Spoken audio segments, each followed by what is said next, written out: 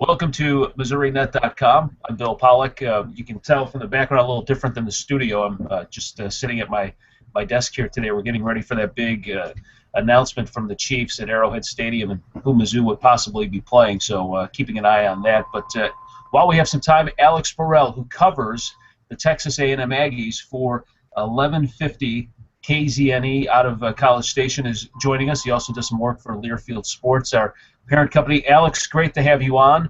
We talked last year, and I want to get your thoughts on the A&M Auburn game, because I thought that was a bit of a shock that Texas A&M went down there and took care of the number 3 Tigers. They held on. They probably should have lost that thing, but thanks to the center and the butt fumble and all that stuff, things worked out for the Aggies. A huge win for them. How did you see that thing? Yeah, at this point in the season, I'm pretty sure any Aggie fan would take any kind of butt fumble or any kind of fumble that they could get, something that was truly unexpected. Nobody around here was even predicting that was even remotely going to happen, but it was a little bit of a return to basics for Texas A&M. Kevin Sumlin's offense bases out of those 4 and 5 wide receiver sets that we saw a few times in that Auburn game. And later in the year when we were playing, Mississippi schools playing a little bit of Monroe, Texas A&M was using a lot of 2 wide receiver and pro style sets, something that you didn't think you were going to see that much of. And then on the defensive side of the football, there's been an influx of youth.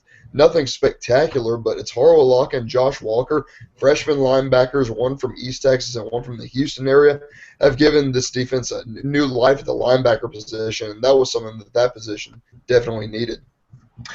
Alex, if I a couple of weeks ago, before Missouri went on their bye week, if you and I would have talked, and I would have said that this is probably a sure win for Missouri before the Auburn game, would you have agreed with that? Yes, I would have agreed with that.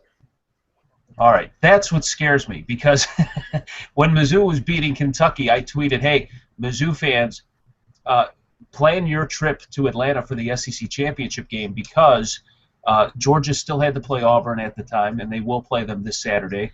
But Mizzou had A&M at Tennessee and then at home against Arkansas. And I said the reason why is you've got 2 teams that are in 6th place. A&M was at the time 6th in the West. You've got Tennessee at 6th place in the East, and then Arkansas in dead last in the West. And so I said, look, the way Missouri's playing and the way their defense is playing, this lines up perfect for them that they can win these 3 games. But now you talk about 4 and 5 wide receivers. Missouri's going to be without one of their safeties, Braylon Webb, for the first half, and their top cornerback, Arian Penton, for the game after he got busted with pot. So all of a sudden their secondary now is a little weak. You're starting to scare me with the number of options that they have at wide receiver. Can you talk about their skill players and what Mizzou has to look for? Yeah, well, going into the Auburn game, everybody around here was basically saying that if Texas A&M could find a way to get back to their roots and throw the ball at those 4 and 5 wide receiver sets, that it was going to probably be a good day for Texas A&M, considering that Auburn had the number 97th pass defense in the country.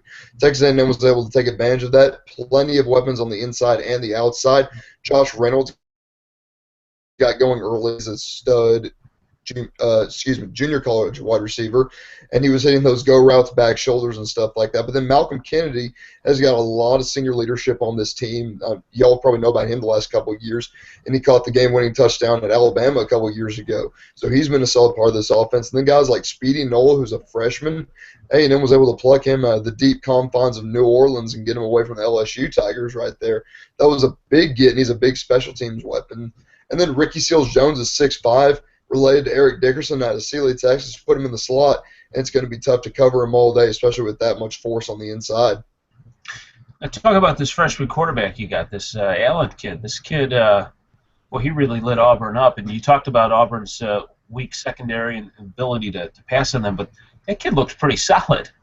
Yeah, the kid's okay. A&M was able to pull him out of Arizona. Texas A&M being the closest SEC program to Arizona obviously holds a lot of weight and is seen as a valuable option for a lot of those kids. So Kyle Allen comes on over, and his first game was the Monroe game because Kenny Hill was suspended for the Monroe game and the Auburn game, and people are immediately thinking, oh, okay, well, he won the job. And there were a lot of people that started to think, well, maybe he didn't outright win the job and they just gave it to him because Kenny Hill got suspended. The Monroe game was nothing to be really proud about. I think it was either barely over or under 50% for that game, so people started wondering a little bit. But the Auburn game, especially in the first half when A&M was able to rattle off 35 points, 28 of it coming from the offense, that was a really, really big step in the right direction. Does he have a lot of work to do? Yes. His accuracy needs to get a little bit better. There's some low balls, some high balls. But if he can get that down, the kid's got a cannon for an arm. He's got nothing but velocity behind that ball, and he can spin it. So bright days ahead for Kyle Allen, I think. And he's got some receivers to throw to. Alex Borrell from KZNE 1150 covers Aggie football for them in College Station. I always like to ask guests that I have who cover Missouri's opposing team, how would you beat Texas A&M? What's the way that Mizzou wins this game? What do they have to do? Well, Texas A&M has had a lot of trouble this year with good pass rushers, so obviously it's not something I should say considering that Missouri is one of the best in the conference in sacks, and you have Shane Ray coming off the edge. But Texas A&M has had some problems this year protecting Kyle Allen, protecting the quarterback, and giving him enough time to throw the football there, especially in the middle part of the year. Now, there has been a reshuffling of the offensive line. It could be a little bit easier for A&M to pass protect.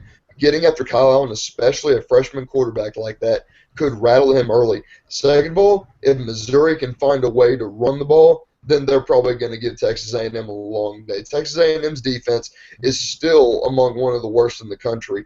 Been carved up a lot over these last few weeks, and even winning against Auburn, giving up 38 points, giving Cameron Artis-Payne a career day with 221 rushing yards is nothing to be extremely proud about. So there have been strides made on the defensive line and on the defensive side of the football, but if Missouri can find a way to play their game and sling around a little bit, and if Matty Mock shows up, Missouri's going to have a good day.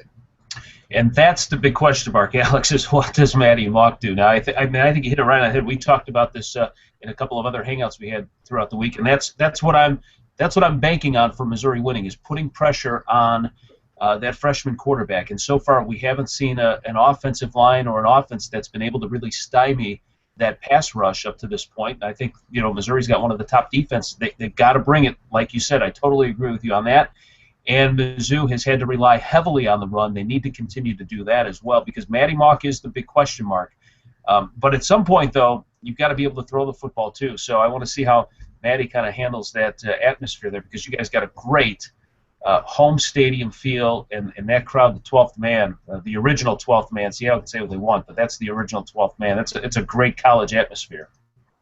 Yeah, we'll see what happens on Saturday night here. But against Ole Miss, we finally got to see the newly renovated Kyle Field as it was supposed to be portrayed to the nation. And this year, there's actually going to be more people, like more capacity than there's going to be next year. About 105,000 possible in the stadium at this point in the year. So against Ole Miss, it was full, it was loud, but then the Ole Miss game didn't go the way that many Aggie fans wanted it to go. So now the Texas A&M has a little bit of new life in them after this Auburn win, and SEC Nation coming to town and stuff like that. Lots of marketability and lots of screaming fans. We're going to see if Texas A&M shows up, and I have no doubt they will.